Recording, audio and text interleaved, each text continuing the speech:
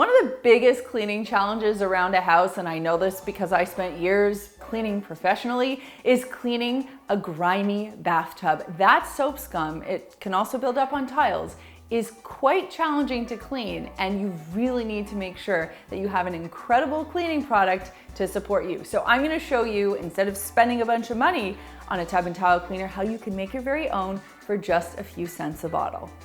To bust up soap scum, use a half cup of white vinegar and a half cup of dish soap. This is also such an inexpensive recipe.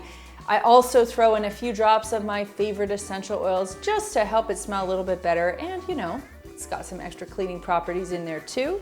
Give it a good shake. You will be so amazed with how well this works. I just spray it into a bathtub. Now mine's fairly clean in this shot, but trust me, I have cleaned the dirtiest of bathtubs with this, and it works incredibly well.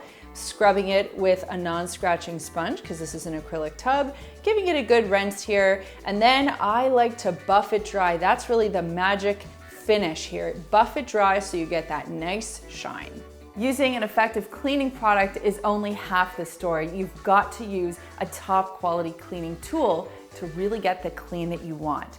That was so important to me that I made my own premium microfiber cleaning cloths. They're called Makers Clean. You can check out our website at makersclean.com to learn more. Remember, to get the best cleaning results, you've got to use the best tools. To see another DIY cleaning recipe, you can click this button right over here, and to learn more about Makers Clean microfiber cloths, you can click this button right over here.